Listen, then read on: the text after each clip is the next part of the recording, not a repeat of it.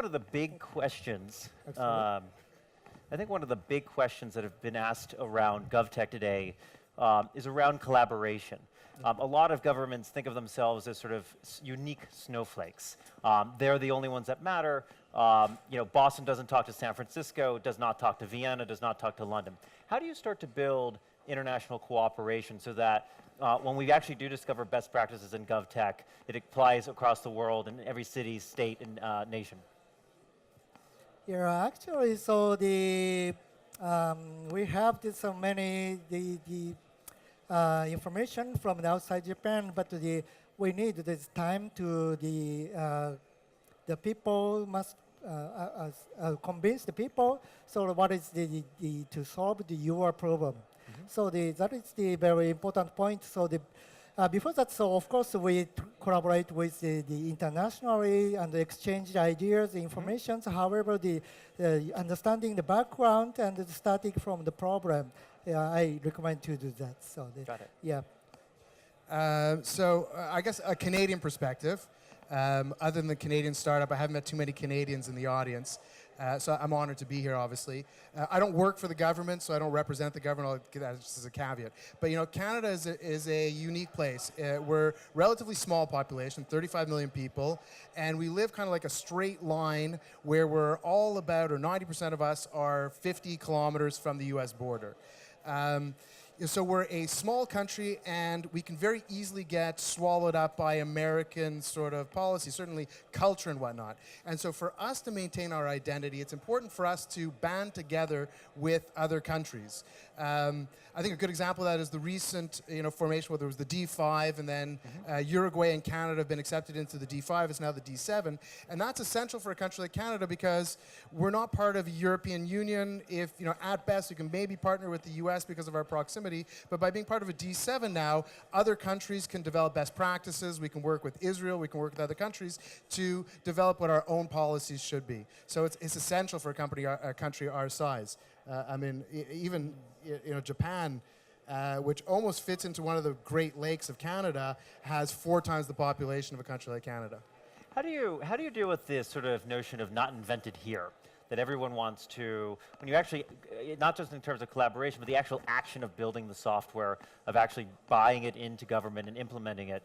How do you avoid that sort of, it's not Japanese or it's not Canadian, it's an Israeli product, for instance, and is that a security threat? Is that a reliability threat? Is that just, we should be doing indigenous industry and we should be using our own talent to be building that? How do you handle that? And actually, so I don't want to refrain the same things, but I ask to the background. So our concerns, as you know, that the Japanese is very conservative, and we said, okay, welcome innovation, but we make the big wall like this, and also don't give the information inside our minds. So I formulated to start the workshop between the government and the startups and the citizens, and they get together and they understand each other. The bad thing is some good company and good solutions, they came to us and they give the presentation, and if we don't allow to their ideas, so they say, oh, you don't understand, oh, it's okay. So, but I want to say, so you should ask, you should understand our concern, you should understand my problem. So. Yep. Yeah, look, I think it's a very almost American-centric question, if I may. This notion of buy American certainly is very strong. I don't know that many other countries have that sort of same philosophy. I mean, again, we can't develop everything ourselves. We certainly have great companies in Canada that do build great systems, that have even delivered systems to the US, in some cases not so well, but still have delivered very large systems.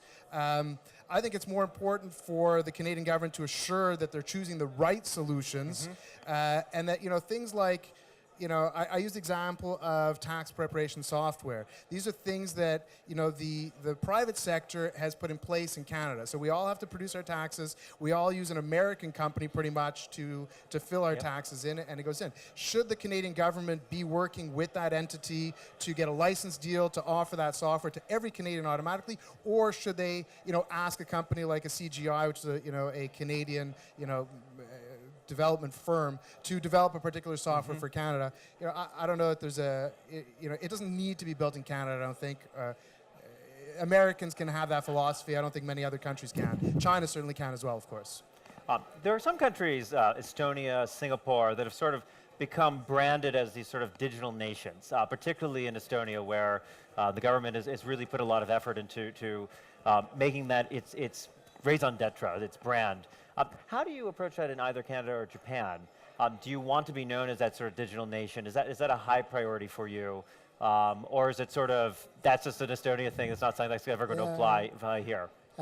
Actually, so as I told already, so they will respect very much of the papers, not only the paperworks, but the papers. Yeah. So for example, so if you want to establish the company in Japan, so what's your job is to create the stamp of the government, your company.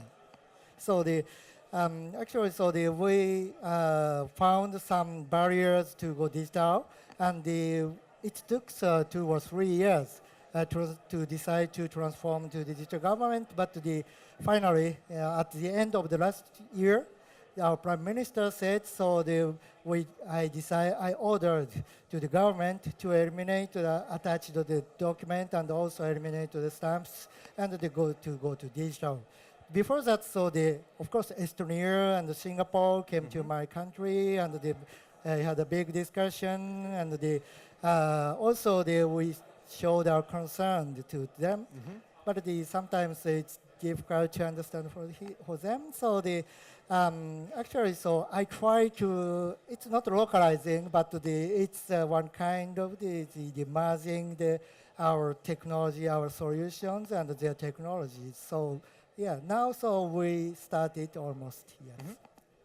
It's interesting to be on stage with somebody from Japan because I think Japan has a very digital brand. I don't. Maybe the Canadian government would be somewhat upset with what I may have to say, but I think really our Minister of Public Works said it well at our conference last year, which is that Canadian government is like a Blockbuster government. Blockbuster is in the chain of stores that used to hand out DVDs. But it's a citizenship which is more like a Netflix citizen. And so we're a highly connected citizenry. We're super, we're well educated. We've got a great GDP per capita and all those things. But the government hasn't followed. And I don't think the government of Canada is looking to lead the world in terms of being a digital government.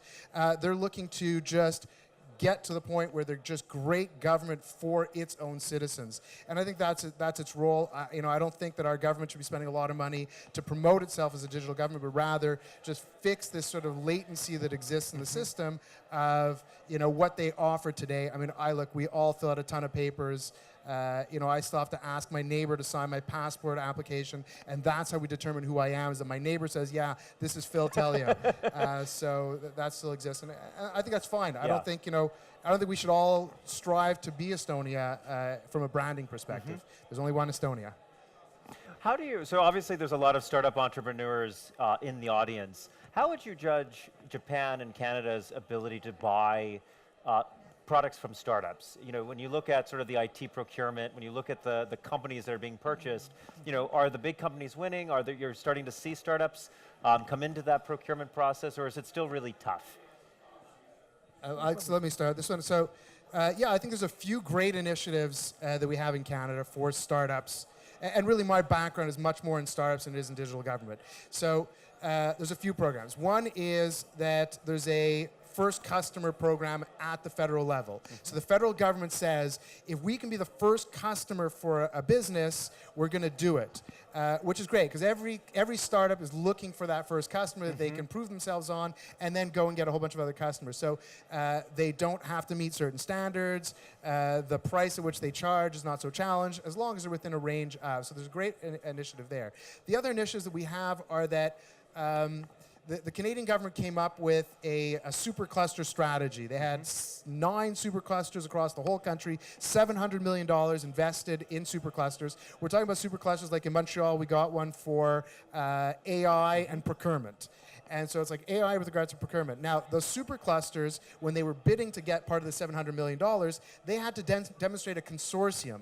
And it had to be universities, private sector, large corporations, and startups, part of the consortiums when they were making their bids. So there's a clear desire for the Canadian government. Look, we need to develop more startups in a country like Canada. It's an absolute must. It's not an option. It's the way we're going to develop our economy. So the Canadian government understands that. They're investing a tremendous amount of money, and they're making it accessible, and even mandating that to win government contracts, you must use startups as part of your solution. So I think that's part of it. Great. Yeah. Yeah, procurement is a very tough issue for to ask to join the startup company to the government. So it takes normally it takes 2 months for the publish, and the 2 months to wait for the competition, and then we can decide. So the contractor. So we try to change something. And we try to divide the project to the small sizes, and they put you also to produce some pilot project. It's the small size, but not so small. It takes 100.